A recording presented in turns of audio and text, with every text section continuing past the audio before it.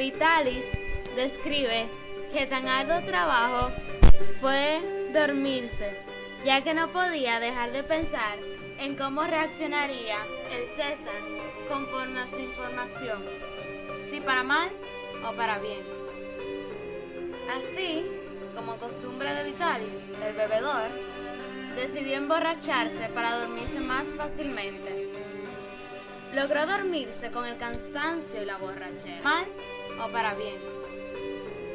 Así, como costumbre de Vitalis, el bebedor decidió emborracharse para dormirse más fácilmente. Logró dormirse con el cansancio y la borrachera, pero tuvo una pesadilla de que los muertos resucitaban y se dirigían a un lugar misterioso. Despertó sudando. En la mañana se afeitó y se fue a encontrar con el Nerón. El César estaba de buen humor. Fue y lo llevó a la sala de justicia, donde allí le esperaba un judío que no sabía latín, con dos nombres, Kefas y Petros. Termina este capítulo cuando la sesión de juicio justamente empezaba.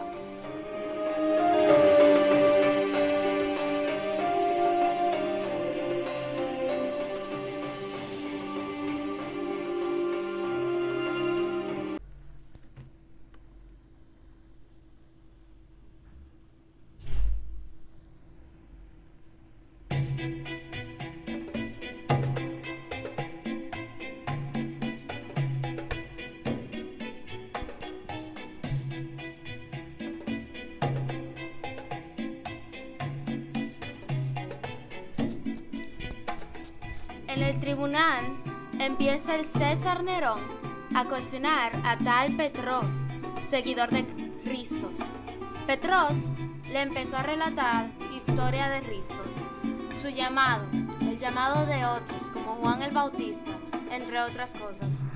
A medida que Petros avanzaba más con su historia, el César se burlaba o se indignaba. Se indignaba mayormente cuando Petros resaltaba cualidades celestiales y divinas, como sacar demonios, sanar o simplemente con el hecho de que le dijera hijo de Dios. Este capítulo termina con el César muy alterado por esas características divinas descritas que él no era capaz de hacer, mas Ristos sí, y sus seguidores. El César enojado manda a que el tribunal tome un descanso.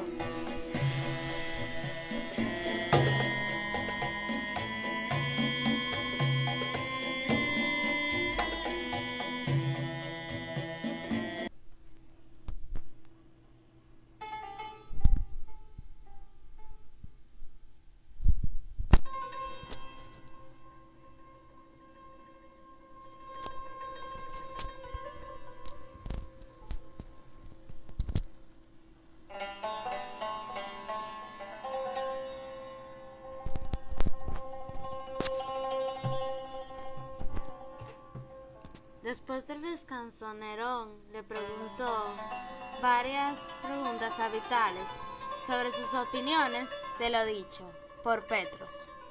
Al ver que Vitalis dijo lo que le placía oír, le brindó una meriendita. Después de esta plácida merienda, el César se sentía muy cansado, así que le dijo a Vitalis que empezara a interrogar a Petros, quien le preguntó sobre cómo Jesús llamó a sus seguidores. Después que el César obtuvo la información que quería, dio un descanso. Al otro día, Vitalis tenía el ánimo suyo en el piso y el César todo lo contrario. El César prosiguió su interrogación a Petros, el cual contó a la audiencia la parábola del sembrador y su significado, y después contó el relato en el cual Jesús calma el viento y el mar. Y así se acaba este capítulo, justo cuando Petros terminó de confesar este gran acontecimiento.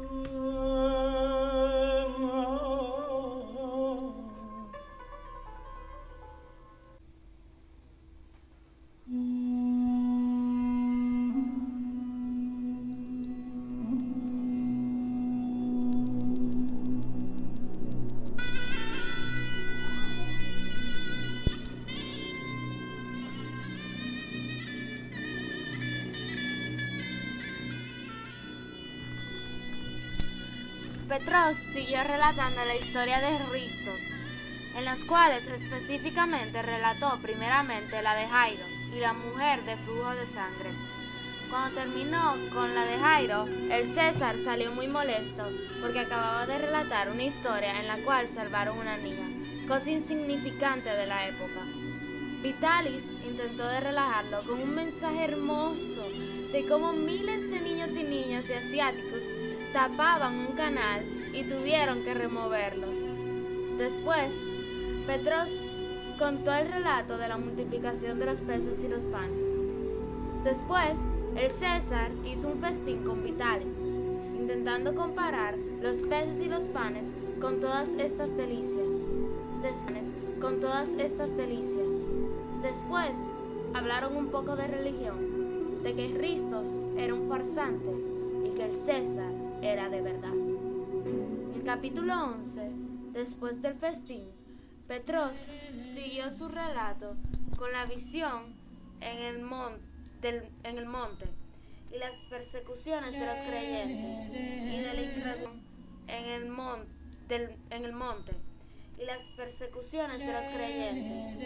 la incredulidad y la filosofía cristiana, hasta que nuevamente el César, harto de sus palabras pertinentes, suspendió el tribunal para el siguiente día.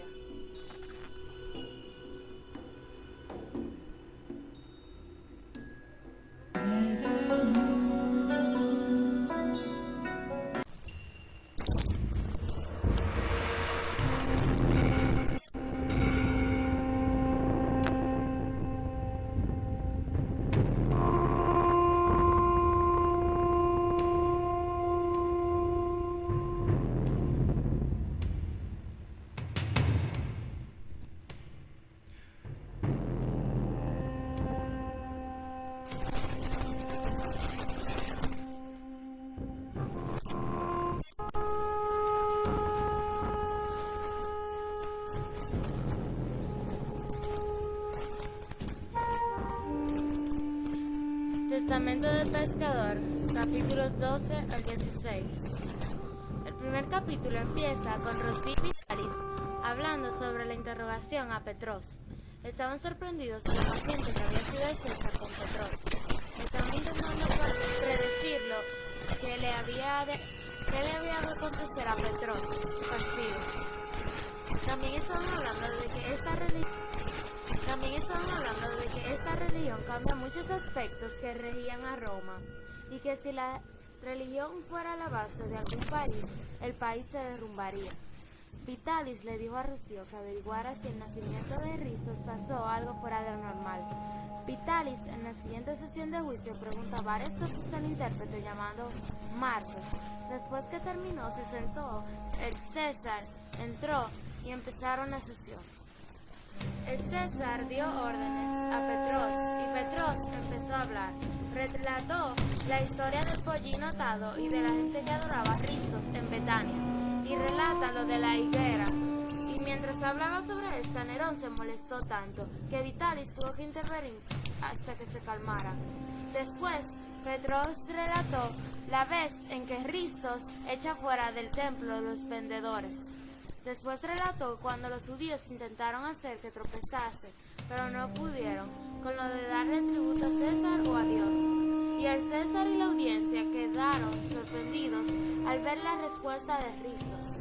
Después, el César le preguntó a Petros sobre las horas antes de que lo prendieran, y Petros lo relató con una tristeza.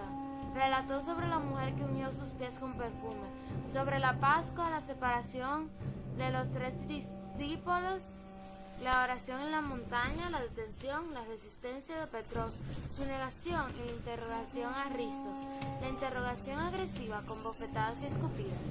Cuando mencionó los últimos 2 puntos, Petros se puso a llorar.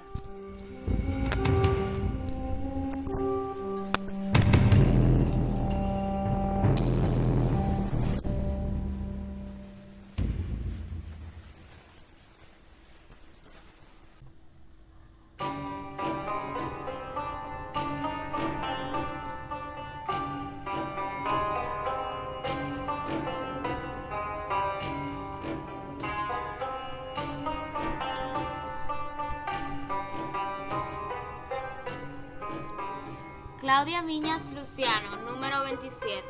Profesor Dante Paz. Biblia, primero de bachillerato. 6 de mayo del 2017. Testamento del pescador, capítulos 17 al 20. Empieza con Petros secándose las lágrimas de su relato anterior. Después sigue con la historia de cómo maltrataron a Jesús, soltaron a Barrabás, le azotaron y de cómo Pilato quería librarlo, pero por el pueblo no quiso. Contó los actos de su crucifixión y su sepultamiento. El César, ya satisfecho, dijo que acababa el tribunal, pero Petros le dijo que no había acabado, que faltaba la parte más importante. Y ahí le dijo cómo Christos resucitó y se les fue apareciendo a varias personas. Cuando concluyó el tribunal, el César invitó a Vitalis a una cena. Vitalis se fue y se encontró con Rocío. Este le contó sobre los acontecimientos astronómicos del nacimiento de tal Cristo y sobre el gobernador Herodes, gobernador indigno. Después, Vitalis le dijo acerca del tribunal y de cómo estaba convencido de que Petros habló la verdad. Después fue con el César, intentando indirectamente que no le hiciera nada a los cristianos, pero el César tenía otras cosas en mente con los cristianos. Si elimina las moscas, los ciudadanos lo van a agradecer.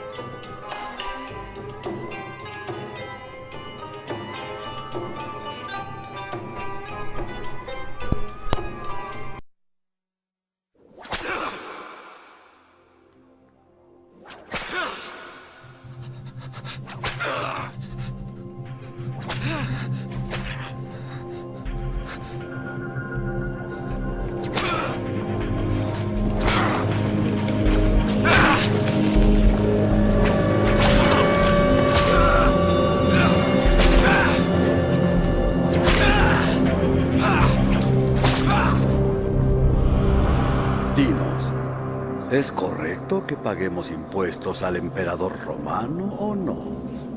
Préstenme una moneda. Háblanos, señor. ¿De quién es la cara que está en esta moneda? ¡César! Pues den al César lo que es del César, y a Dios lo que es de Dios.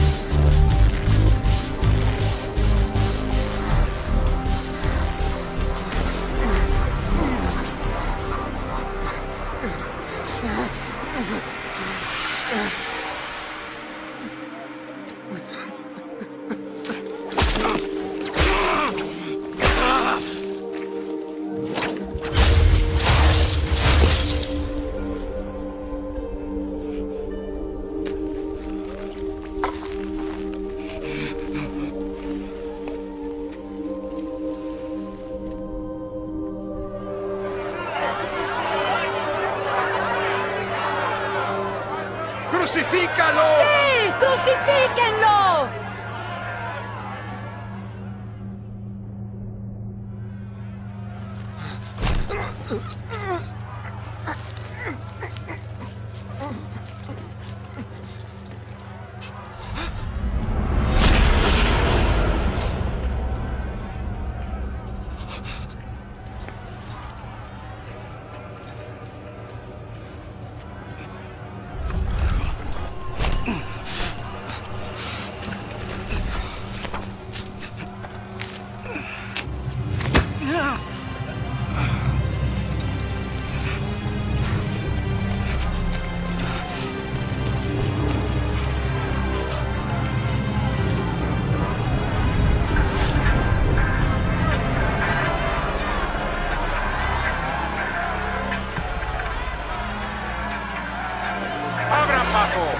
¡Atrás! ¡Abran paso! ¡Atrás! ¡Abran paso! ¡Muévanse! ¡Tú, sal de en medio! ¿Por qué lo atormentas así? ¡Déjenlo! ¡Es el Mesías! ¡Él no ha hecho nada! ¡Corten las cuerdas! ¡Tú! ¡Carga ese madero! ¡A un lado!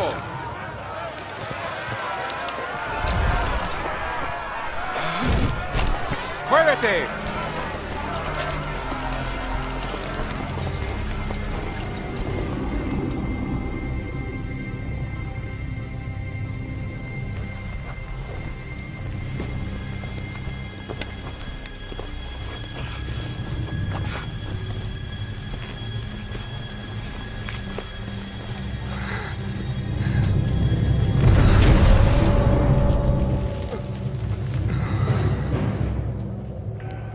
Esta túnica no es de un rey. ¡Es mía! ¡Es mía! No, déjamela, no la rompan. Momento, momento. Juguémosla a los dados. ¿Qué les parece? ¡Avanza!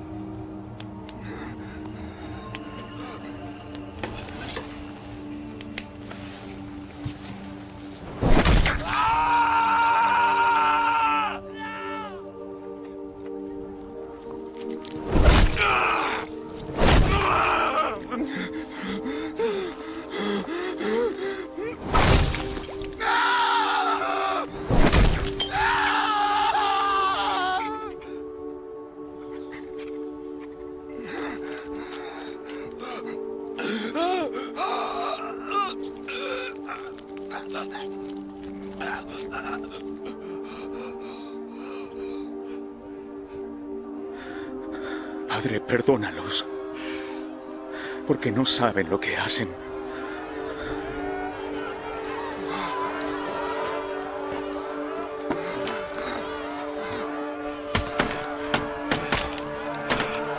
¡Haz uno de tus milagros! Sálvate si eres el rey de los judíos. ¿Salvó a otros? Que se salve a sí mismo. Si tú eres el Mesías, sálvate a ti mismo y sálvanos a nosotros. ¿No tienes temor a Dios? Tú que estás bajo justo castigo. Pero este hombre no hizo nada malo. Acuérdate de mí cuando comiences a reinar. Te prometo que hoy estarás en el paraíso conmigo.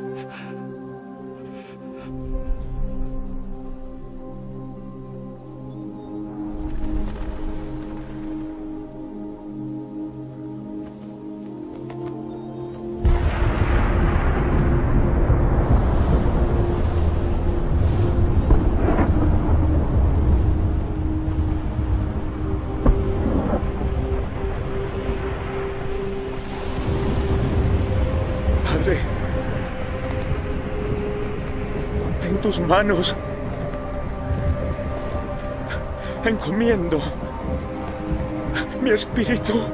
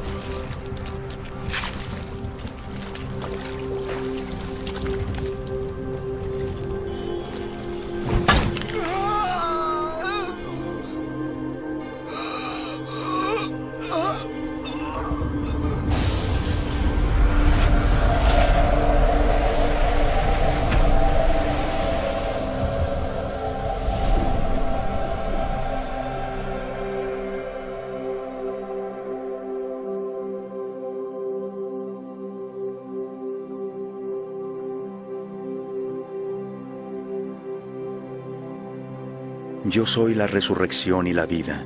El que cree en mí, aunque muera, vivirá.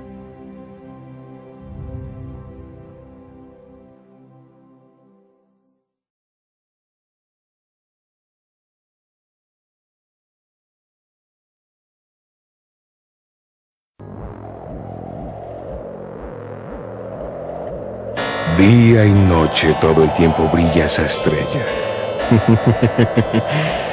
La estrella del Mesías, la estrella del rey de los judíos.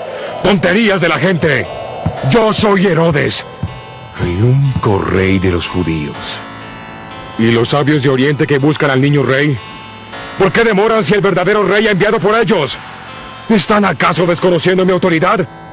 ¡Muévete y tráelos inmediatamente a mi presencia!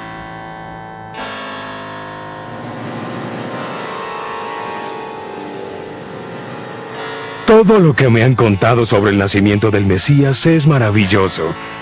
Vayan a Belén y encuentren al niño. Después vuelvan a mi palacio y avísenme. Quiero ir a adorarlo.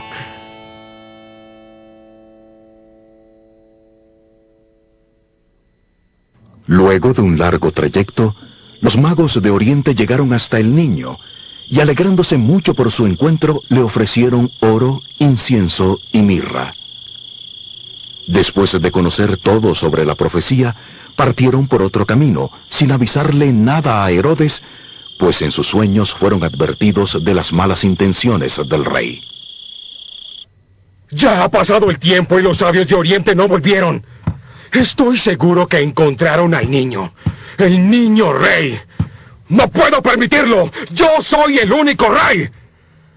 Por ello he tomado esta decisión. Quiero que hoy mismo cada uno de mis hombres la cumpla. Quiero que todo niño menor de 2 años muera en Belén. Si usted nos ordenara enfrentarnos con el ejército romano, así consideráramos que iríamos a una muerte segura, lo haríamos orgullosos. Pero matar niños inocentes, señor, permítame pedirle que reconsidere la orden. ¡No reconsideraré nada! Ustedes cumplirán mis órdenes, y el que se niegue será ejecutado. Esta misma noche, todos los niños deben morir. Avisa inmediatamente a todos los soldados que marchen a la ciudad de Belén.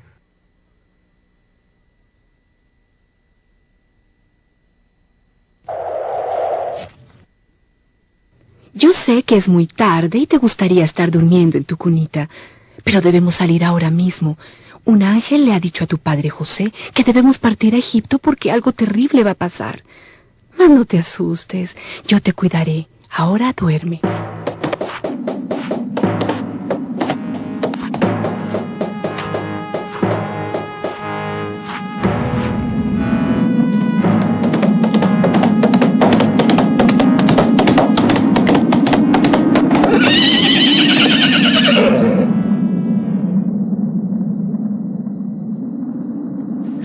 Vengo de la ciudad de Belén. Allí los soldados, por orden de Herodes, han asesinado a todos los niños menores de 2 años. Tu hijo puede correr la misma suerte. Es mejor que huyas al desierto. Los soldados vienen para acá. Mi hijo, ¿qué haremos? Vienen para acá. ¡Rápido! ¡Escondámonos en las peñas!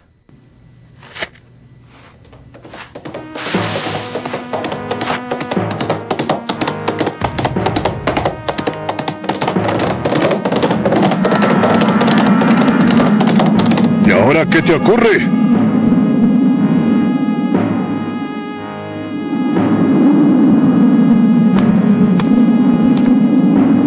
Cada vez estás más viejo. Aquí solo hay rocas. ¡Adelante!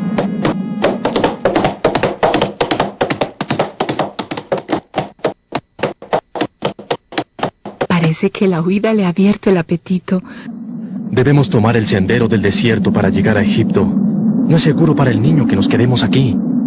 María, José y el niño vivieron por un tiempo en Egipto, pero luego regresaron a Nazaret, cumpliendo con la profecía de que Jesús sería llamado el Nazareno.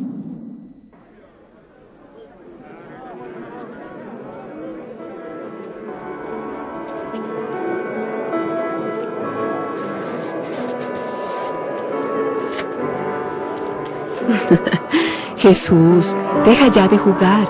Es el momento de irnos. La Pascua ha concluido y debemos regresar a Nazaret. Pero mamá, yo quisiera quedarme más tiempo aquí. Me gusta Jerusalén. El próximo año vendremos de nuevo para la Pascua, pero hoy debemos partir.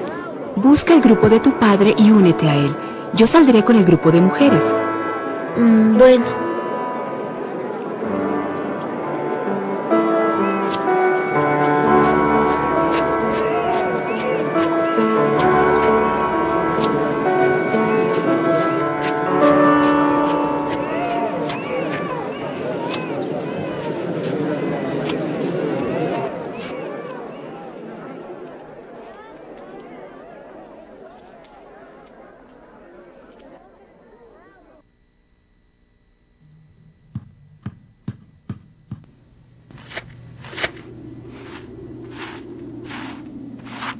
¿Jesús no viene contigo?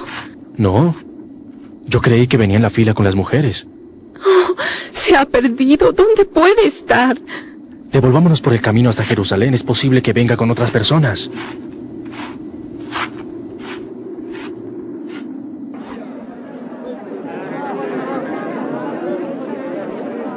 José y María buscaron insistentemente al niño por el camino, hasta la ciudad de Jerusalén, y nadie les daba razón del niño.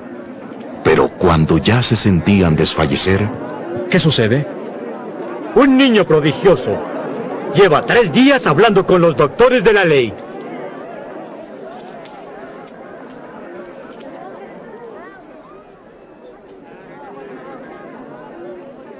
¡Oh, Jesús!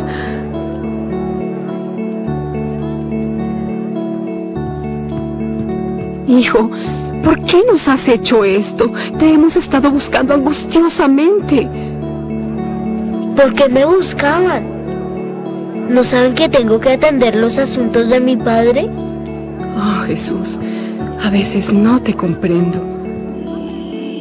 María, José y el niño volvieron a Nazaret, y allí Jesús siguió creciendo en cuerpo y mente.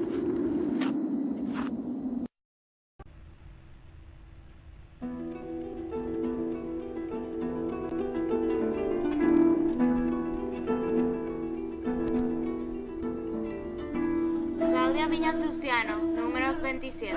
Profesor Dante Paz. Biblia, primero de bachillerato, 6 de mayo del 2017. Testamento del pescador, capítulos 21 al 23.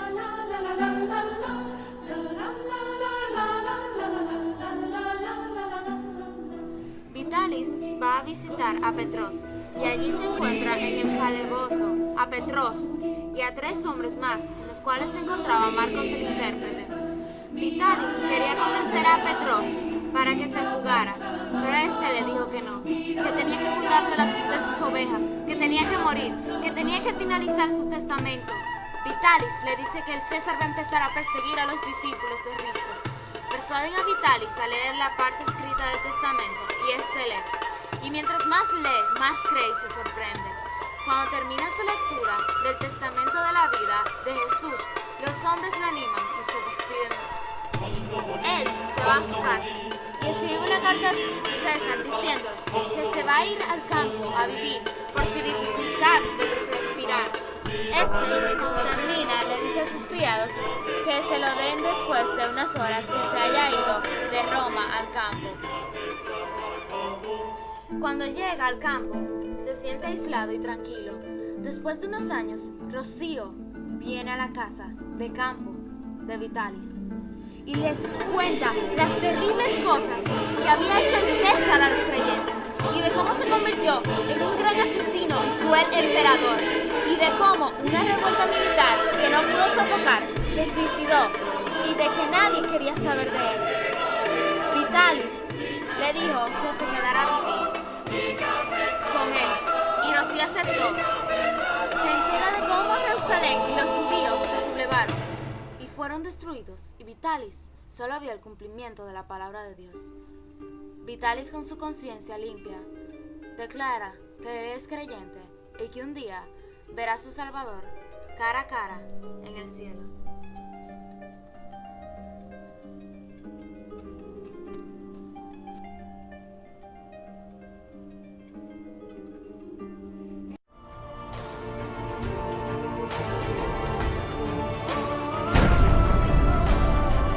Se ha dicho que después de conquistar el mundo, los romanos ya solo podían temer a los elementos. Y es verdad que las dos principales amenazas que se cernían sobre Roma eran el agua y el fuego. Las periódicas crecidas del Tíber, que anegaban las zonas bajas de la ciudad, arrastraban a su paso hombres y casas en una marea incontrolable. Pero los incendios, impredecibles y devastadores, eran aún más terribles.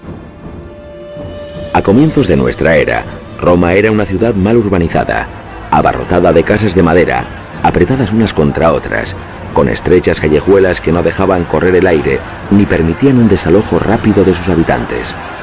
Al caer la tarde, las principales fuentes de iluminación eran lámparas de aceite y antorchas de estopa untadas con brea. A pesar de la cercanía del río y de la constante construcción de acueductos, los barrios más desfavorecidos y superpoblados, precisamente los que corrían el mayor riesgo de sufrir un incendio, apenas disponían de fuentes de agua corriente. Con la llegada del Imperio, Augusto y su lugarteniente Agripa, conscientes de estos problemas y de que la posición del emperador se apoyaba en gran medida en el contento del pueblo, intentaron encontrar una solución a los males más acuciantes de la ciudad. Para evitar los incendios, se creó un cuerpo permanente de bomberos a imitación de otros que ya existían en las avanzadas ciudades griegas. 600 esclavos, propiedad del Estado, velarían día y noche para sofocar las llamas y auxiliar a las víctimas de las catástrofes. Pero todos los esfuerzos fueron vanos, y Roma pronto pudo comprobar que no se libraría fácilmente de sus eternas amenazas. El año 64 después de Cristo, bajo el reinado de Nerón, se produjo el más conocido y terrible de todos los incendios que ha padecido la ciudad. El fuego comenzó cerca del Circo Máximo, en el lado más cercano al Palatino, probablemente en alguno de los comercios de la zona. Impulsadas por el viento, las llamas alcanzaron las enormes gradas de madera del circo y se extendieron, ya incontrolables, hasta las zonas habitadas del extremo opuesto, sembrando a su paso el pánico y la muerte. Mientras sus casas caían sobre ellos, devoradas por el fuego, en medio del humo y de un calor abrasador, hombres y mujeres se esforzaban por rescatar a sus seres queridos o trataban en vano de arrancar a las llamas alguna de sus pertenencias. En las estrechas callejuelas, bastaba la caída de alguien, derribado por el calor o la asfixia, para obstruir el paso a los demás.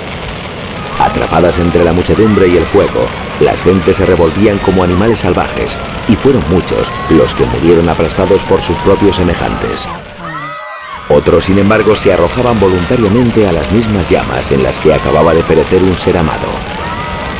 Al caer la primera noche, los gritos de dolor superaban al crepitar de las llamas. Pero el fuego no solo se ensañó con las casas de los pobres, alcanzó también las moradas de los viejos generales republicanos, respetadas como reliquias, todavía adornadas con los trofeos de sus victorias. Incluso algunos dioses debieron abandonar la ciudad en esos días terribles al perder su morada terrena, porque el fuego, implacable, no distinguía entre lo divino y lo humano. Con el paso de los días, las llamas fueron devorando uno tras otro los principales barrios de la ciudad. Aquellos que al principio habían encontrado refugio en casas de amigos y familiares, se veían sorprendidos nuevamente por el fuego en barrios apartados que hasta entonces creían seguros. En su desesperada huida, muchos acabaron habitando sus propias tumbas, edificadas en las afueras de la ciudad y que se contaban entre sus pocas construcciones de piedra. Tras haber perdido familia y posesiones, sin agua ni comida, los romanos aguardaban mansamente, a las puertas de sus propios sepulcros, la llegada de la muerte. Cuando el sol se puso el sexto día, parecía que la ciudad nunca vería un nuevo amanecer. De los 14 barrios en que se dividía Roma, solo 4 permanecían intactos.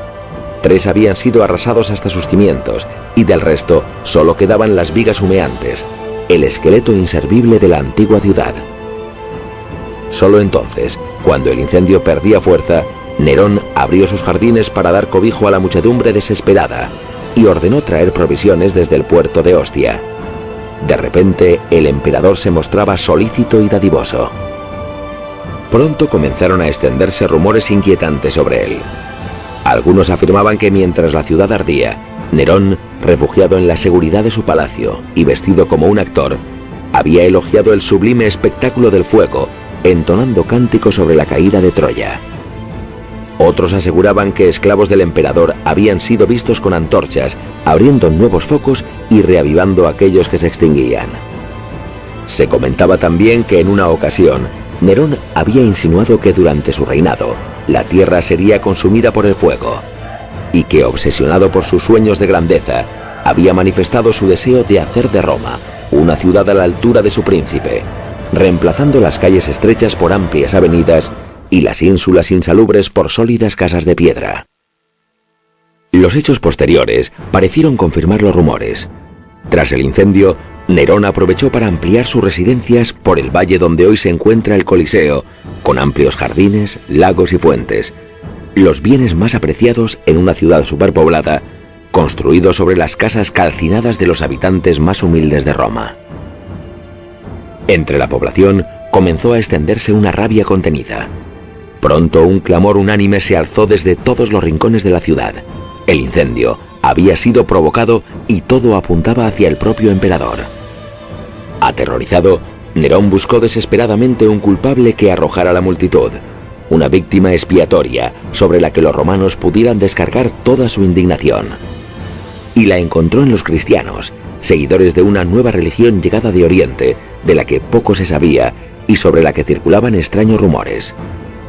Decían que en sus ceremonias devoraban la carne de su dios y bebían su sangre, un indicio evidente del carácter bárbaro y terrible de estas creencias.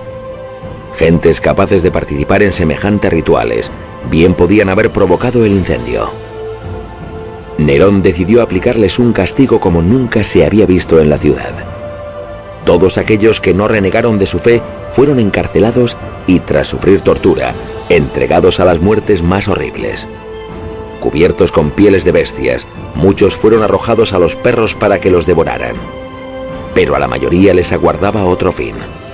Cientos de cruces se levantaron para ellos en los propios jardines del emperador. Sus cuerpos fueron clavados en el madero y untados con brea para ser pasto de las llamas. Interminables hileras de cristianos, convertidos en antorchas humanas, iluminaron durante noches los cielos de Roma, con una luz más terrible aún que la del propio incendio.